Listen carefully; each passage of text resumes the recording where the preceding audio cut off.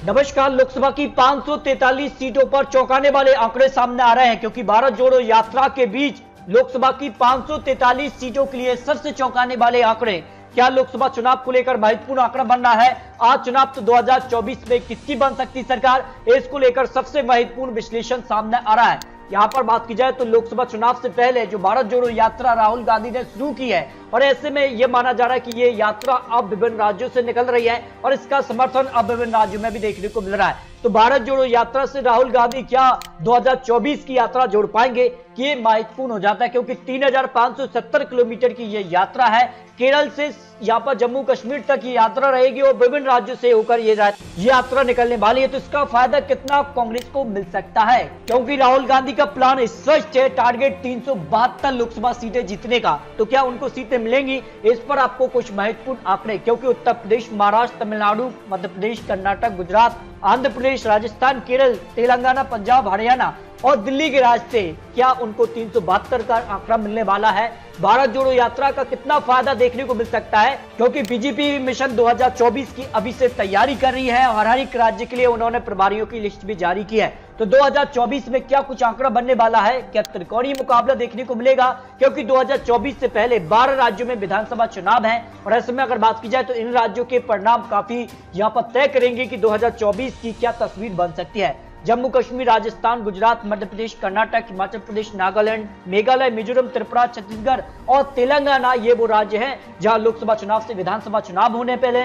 तो ऐसे में यहाँ का क्या समीकरण बनेगा और यहाँ पर क्या कुछ आंकड़ा बनेगा, क्या त्रिकोणीय मुकाबला देखने को मिलेगा, या एक तरफा प्रधानमंत्री मोदी जी 2024 में जीतेंगे, क्योंकि नीतीश कुमार से गठबंधन टूटने के बाद अब नीतीश कुमार ने भी दावा किया है कि अगर उन्हें यहाँ पर पीएम के तौर पर विपक्ष उतारता है तो फिर बीजेपी 50 सीटों पर सिमट जाएगी। तो किसके दावे में कितना दम है, इसको लेकर महत्वपूर्ण आंकड़े। क्या विपक्ष एक साथ मिलकर चुनावी मैदान में होगा, क्योंकि आम आदमी पार्टी भी दावा कर रही है कि इस बार वो यहाँ पर टक्कर देंगे बीजेपी के लिए, या फिर जिसका तृणमूल कांग्रेस से ममता बनर्जी हो। राहुल गांधी भारत जोड़ो यात्रा के जरिए साफ संकेत दे चुके हैं कि 2024 में वो कुछ बड़ा करने वाले हैं। ऐसे में क्या महत्वपूर्ण आंकड़ा बन सकता है, भारत जोड़ो यात्रा के बीच ये सबसे बड़ा ओपिनियन पोल सामने आ रहा है। क्या कुछ आंकड़ा बनेगा, 2024 की क्या तस्वीर बन सकती है, आम आदमी पार्टी का क्या प्लान होगा, आने वाले वक्त में क्या और राज्यों पर वो सरकार बनाने में सफल होंगे, ये काफी महत्वपूर्ण आंकड़े सामने आ रहे हैं। लोकसभा के लिए क्या बीजेपी 2024 में हैट्रिक या वनवास पर गई कांग्रेस की वापसी हो सकती है।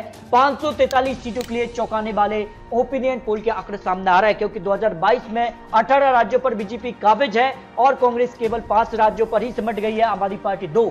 और क्या आम आदमी पार्टी का आंकड़ा बढ़ेगा आने वाले वक्त में, यह काफी महत्वपूर्ण हो जाता है। तो लोकसभा की 543 सीटों के लिए 5 बड़ी एजेंसियों के ओपिनियन पोल सामने आ चुके हैं। शुरुआत करते दिल्ली की 7 लोकसभा सीट के लिए, तो भारतीय जनता पार्टी ने यहाँ पर 7 सीटों पर 2019 में जीत हासिल की थी, लेकिन 2022 की तस्वीर बदल सकती है दिल्ली के लिए। फिलहाल अगर बात की जाए तो भारतीय जनता पार्टी 7 सीटों पर भारी नजर आ रही है, लेकिन कुछ सीट का नुकसान भारतीय जनता पार्टी को दिल्ली में हो सकता है 2024 को लेकर। पश्चिम बंगाल की बात की जाए तो 42 लोकसभा सीटें आती हैं यहां से, और टीएमसी ने जिस प्रकार से विधानसभा चुनाव में एक अच्छी पकड़ के साथ उन्होंने जीत हासिल की थी, एक तरफा जीत हासिल की थी, लेकिन अब यहां का आंकड़ा बदल रहा है। भारतीय जनता पार्टी करीब 17 से 20 लोकसभा सीट हासिल कर सकती है पश्चिम बंगाल के लिए, जबकि टीएमसी को 25 लोकसभा सीट तक मिल सकती है, जो ओपिनियन पोल लोकसभा के लिए मिल रहा है। जबकि जम्मू कश्मीर की बात की जाए तो जम्मू कश्मीर में भी धारा 370 खत्म हुआ है और इसका फायदा भारतीय जनता पार्टी को मिल रहा है। 2 से 4 सीटें अब भारतीय जनता पार्टी को जम्मू कश्मीर के अंदर मिल सकती हैं। और अगर बात की जाए तो यहाँ पर पीडीपी और यहाँ पर नेशनल कॉन्फ्रेंस, उनके पक्ष में अब कुछ सीटें ही मिल सकते हैं। यहाँ पर जम्मू कश्मीर में भारतीय जनता पार्टी को जबरदस्त फायदा हो सकता है, जो लोकसभा के लिए आंकड़ा बनना है। तेलंगाना की बात की जाए तो तेलंगाना में भी यानी भारतीय जनता पार्टी और यहाँ पर भारतीय जनता पार्टी का जो कैंपेन रहे हैं, जिसका से यहाँ पर अब दक्षिण भारत में भी पकड़ बनाने में सफल क्या भारतीय जनता पार्टी हो पाएगी, ये काफी महत्वपूर्ण है। लेकिन तेलंगाना में जो विधानसभा चुनाव से पहले उपचुनाव भी देखने को मिले हैं, उसके परिणाम भी भारतीय जनता पार्टी के पक्ष में देखने को मिले थे, और लोकसभा में भी भारतीय जनता पार्टी को यहाँ पर फायदा हो सकता है। 5 से ज्यादा लोकसभा सीटों पर भारतीय जनता पार्टी यहाँ पर कमल खिला सकती है। टीआरएस के पक्ष में भी करीब यहाँ पर 0 से 5 सीट, एआईएम पार्टी को 0 से 4 सीट, कांग्रेस को 0 से 3 लोकसभा सीट मिल सकती हैं, जो अनुमान लगाया जा रहा है। जबकि उत्तराखंड की 5 लोकसभा सीटों में सीधे तौर पर सभी 5 सीटों पर भारतीय जनता पार्टी यहाँ पर जीत हासिल कर सकती है। हरियाणा की 10 लोकसभा सीट की बात की जाए तो यहाँ पर भी भारतीय जनता पार्टी यहाँ पर 4 सीट, जबकि कांग्रेस को 6 लोकसभा सीटों पर जीत मिलने की संभावना दिखाई दे रही है। केरल से जो यहाँ पर भारत जोड़ो यात्रा शुरू हुई है, उसका फायदा केरल में कांग्रेस को मिलता नजर आ रहा है। कांग्रेस को करीब 10 लोकसभा सीट, एलडीएफ पक्ष में 9 लोकसभा सीट जा सकती है। बीजेपी को यहाँ पर 0 से 1 सीट मिल सकती है केरल को लेकर, जो ओपिनियन पोल सामने आ रहा है। मेघालय की अगर बात की जाए तो 2 लोकसभा सीटें आती हैं। दोनों सीटों पर भारतीय जनता पार्टी यहाँ पर पूर्ण रूप से कमल खिला सकती है, जो ओपिनियन पोल के आंकड़े बन रहा है। जबकि अरुणाचल प्रदेश की 2 लोकसभा सीट की बात की जाए तो यहाँ पर भी भारतीय जनता पार्टी को जीत मिलने की संभावना दिखाई दे रही है। पंजाब की अगर बात की जाए तो पंजाब में काफी बड़ा उलटफेर देखने को मिला है। पंजाब में कांग्रेस सरकार से अब आम आदमी पार्टी पंजाब में सरकार बना चुकी है और ऐसे में बड़ा उलटफेर यहाँ पर देखने को मिला है। और यह माना जा रहा है कि पंजाब में यहाँ पर भारतीय जनता पार्टी को 0 से 2 लोकसभा सीट मिल सकती है, क्योंकि पंजाब में भी भारतीय जनता पार्टी अपनी पकड़ बना रही है। जबकि कांग्रेस को 0 से 5 लोकसभा सीट मिल सकती है, श्रोमणी अकाली दल को 2 और आम आदमी पार्टी को 0 से 4 लोकसभा सीटें मिलने की संभावना हो सकती है। छत्तीसगढ़ की 11 लोकसभा सीटों में से भारतीय जनता पार्टी को सबसे ज्यादा 8 लोकसभा सीट, कांग्रेस को 3 लोकसभा सीट जा सकते हैं। गुजरात की अगर बात की जाए तो गुजरात में 2019 में भी सभी 26 सीटों पर भारतीय जनता पार्टी ने पूर्ण रूप से जीत हासिल की थी और इस बार ओपिनियन पोल के आंकड़े करें कि सभी 26 सीटों पर एक बार फिर से यहाँ पर भारतीय जनता पार्टी को जीत मिलने की संभावना हो रही है। मिजोरम की 1 लोकसभा सीट पर भी बीजेपी को जीत मिलने की संभावना है। राजस्थान की 25 लोकसभा सीटें काफी महत्वपूर्ण हो जाती हैं और 25 में से अगर बात की जाए तो भारतीय जनता पार्टी करीब यहाँ पर 23 लोकसभा सीटों पर जीत हासिल कर सकती है। कांग्रेस को 1 और 1 सीट यहाँ पर आरएलपी के पक्ष में जाने की संभावना दिखाई दे रही है। महाराष्ट्र में बड़ा उलटफेर हो चुका है। महाराष्ट्र में शिवसेना, कांग्रेस और एनसीपी की जो सरकार है वो गिर चुकी है और इसका फायदा महाराष्ट्र में बीजेपी को हो रहा है, क्योंकि बीजेपी प्लस संजय गोट के साथ सरकार में है और ऐसे में महाराष्ट्र में लोकसभा में बीजेपी को जबरदस्त फायदा हो सकता है। 31 लोकसभा सीटों से ज्यादा भारतीय जनता पार्टी जीत हासिल कर सकती है। कांग्रेस को 0 से 5 सीट, एनसीपी को 0 से 8 सीट और शिवसेना को 4 लोकसभा सीटों पर जीत मिलने की संभावना यहाँ पर दिखाई दे रही है। हिमाचल प्रदेश की 4 लोकसभा सीटों में से 3 पर बीजेपी और 1 से कांग्रेस को जीत मिलने की संभावना हो सकती है। लक्षद्वीप की 1 सीट पर कांग्रेस को जीत मिल सकती है। सिक्किम की 1 लोकसभा सीट की बात की जाए तो यहाँ पर भी बीजेपी को जीत मिलने की संभावना यहाँ पर दिखाई दे रही है। गोवा की 2 लोकसभा सीट की बात की जाए तो यहाँ पर भी बीजेपी को जीत मिलने की संभावना हो सकती है, जो अनुमान यहाँ पर गोवा की 2 लोकसभा सीटों पर लगाया जा रहा है। त्रिपुरा की 2 लोकसभा सीट की बात की जाए तो यहाँ पर भी बीजेपी को जीत मिलने की संभावना दिखाई दे रही है। असम की 14 लोकसभा सीटों में बात की जाए तो सबसे ज्यादा भारतीय जनता पार्टी को 12 लोकसभा सीट, जबकि 1 सीट यहां पर एआईडीएफ के पक्ष में और 1 सीट कांग्रेस के पक्ष में जाने की संभावना है, क्योंकि असम में भारतीय जनता पार्टी की सरकार है और ऐसे में इसका फायदा भारतीय जनता पार्टी लोकसभा में उठा सकती है। लेकिन बिहार की बात की जाए तो बिहार में काफी बड़ा उलटफेर हो चुका है। बिहार में नीतीश प्लस बीजेपी गठबंधन जो टूट चुका है और अब जेडीयू प्लस आरजेडी गठबंधन हो चुका है और यहाँ का समीकरण अब पूरी तरह से बदलता नजर आ रहा है। यानी बीजेपी अकेली है, जबकि 7 पार्टियों का महागठबंधन जो है एक साथ है। अब भारतीय जनता पार्टी को यहाँ पर कुछ सीटों का नुकसान हो सकता है।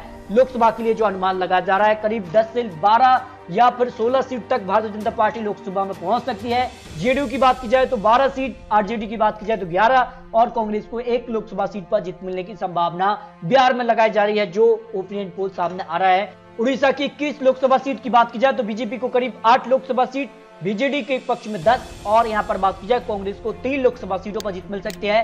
अंडमान निकोबार की 1 लोकसभा सीट पर बीजेपी को यहां पर जीत की संभावना दिखाई दे रही है। मणिपुर की 2 लोकसभा सीटों में से बीजेपी 1 सीट और 1 सीट यहां पर कांग्रेस के पक्ष में जाने की संभावना है। आंध्र प्रदेश की 25 लोकसभा सीटों में से बीजेपी को 8 और वाईएसआर के पक्ष में 10, टीडीपी को यहां पर 3 सीट, कांग्रेस को 4 लोकसभा सीटों पर जीत मिलने की संभावना है। तमिलनाडु की 39 लोकसभा सीट भी काफी महत्वपूर्ण हो जाती है और यहां पर बीजेपी को करीब 0 से 3 लोकसभा सीट, एआईडीएमके के पक्ष में 15 और डीएमके के पक्ष में 15, यानी बराबर की टक्कर यहां पर क्षेत्रीय पार्टियों में देखने को मिल रही है और कांग्रेस को 4 और अन्य की बात की जाए 2 लोकसभा सीटों पर जीत मिल सकती है। उत्तर प्रदेश काफी महत्वपूर्ण हो जाता है और ये माना जाता है कि उत्तर प्रदेश से ही होकर जाती है केंद्र को रास्ता और उत्तर प्रदेश की 80 लोकसभा सीट सबसे ज्यादा सीटें आती हैं और यहाँ पर बीजेपी उत्तर प्रदेश में सरकार में है और इसका फायदा उनको लोकसभा में भी मिल सकता है। तो भारतीय जनता पार्टी को सबसे ज्यादा 70 लोकसभा सीटों तक भारतीय जनता पार्टी उत्तर प्रदेश में पहुंच सकती है। समाजवादी पार्टी को 8 लोकसभा सीट, बीएसपी के पक्ष में 2 और कांग्रेस यहां पर 0 से 2 सीटों पर पहुंच सकती है। कांग्रेस को उत्तर प्रदेश में बड़ा झटका लग सकता है, जो अनुमान लगाया जा रहा है। चंडीगढ़ की 1 लोकसभा सीट पर बीजेपी को जीत मिल सकती है। कर्नाटक की 28 लोकसभा सीट की बात की जाए तो यहां पर भी भारतीय जनता पार्टी की सरकार है और जबरदस्त फायदा 20 सीट यहां पर बीजेपी को मिल सकती है। जेडीएस को 3 और कांग्रेस को 5 लोकसभा सीट मिल सकती हैं। मध्य प्रदेश की 29 लोकसभा सीट भी काफी निर्णायक होंगी और इसमें आने वाले वक्त में विधानसभा चुनाव है और माना जा रहा है कि लोकसभा के लिए बीजेपी को करीब यहां पर 23 से 25 लोकसभा सीट मिल सकती हैं। यहाँ पर बीएसपी को 0 से 1 सीट, कांग्रेस को 0 से 5 सीटों पर जीत मिलने की संभावना यहाँ पर दिखाई दे रही है।